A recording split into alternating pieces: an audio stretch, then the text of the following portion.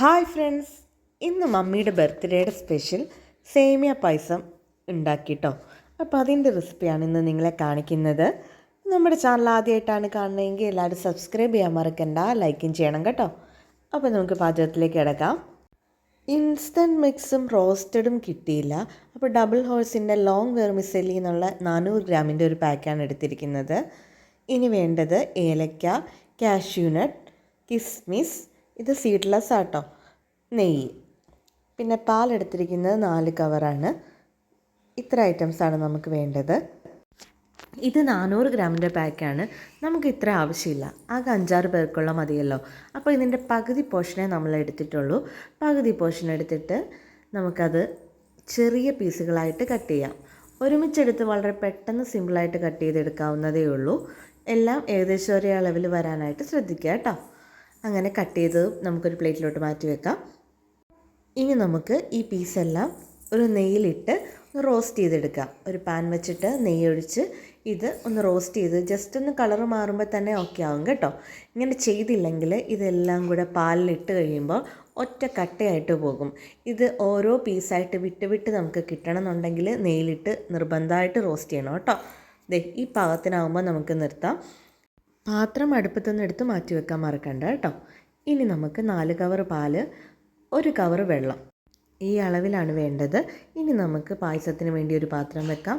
അതിലേക്ക് 4 കവർ പാലും 1 കവർ വെള്ളം അത്രയും ചേർത്തിട്ട് വെക്കാം. ഇനി അത് നന്നായിട്ടൊന്ന് തിളച്ച് ഇളക്കി കൊടുക്കാൻ മറക്കരുത്, പെട്ടെന്ന് അടിയിൽ പിടിക്കും. ഇനി അതൊന്ന് തിളച്ച് കഴിയുമ്പോൾ നമുക്ക് വറുത്ത് വെച്ചിരിക്കുന്ന വെർമിസെല്ലി സേമിയ നമുക്ക് ചേർത്ത് കൊടുക്കാം.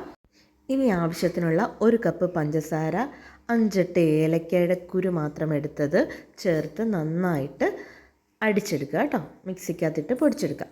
ഇനി പൊടിച്ചെടുത്തത് സേമിയ ഒന്ന് പ്രസ് ചെയ്ത് നോക്കി വെന്തുന്ന് ഉറപ്പ് വരുത്തിയതിന് ശേഷം മാത്രമേ ചേർക്കാവുള്ളൂ.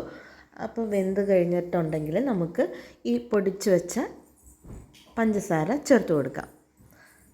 ഇടയ്ക്ക് കുറച്ച് നെയ്യൊന്ന് ചേർത്ത് കൊടുക്കണം കേട്ടോ. നെയ്യും കൂടെ ചേർത്ത് ഇളക്കണം. പാലിൽ നെയ്യുടെയൊക്കെ സ്മെല്ല് വന്നു കഴിയുമ്പോഴൊരു പ്രത്യേക ടേസ്റ്റാണ്.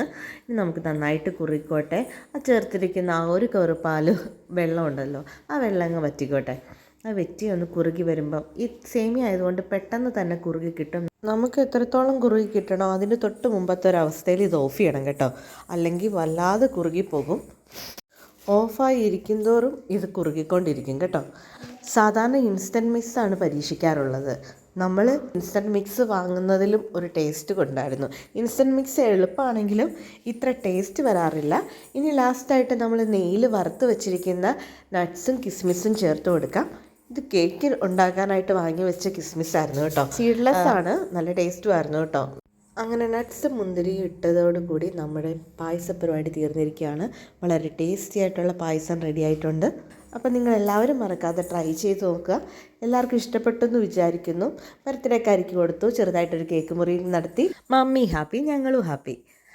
അപ്പോൾ മറ്റൊരു വീഡിയോ ആയിട്ട് വീണ്ടും കാണുന്നവരേക്കും ബൈ.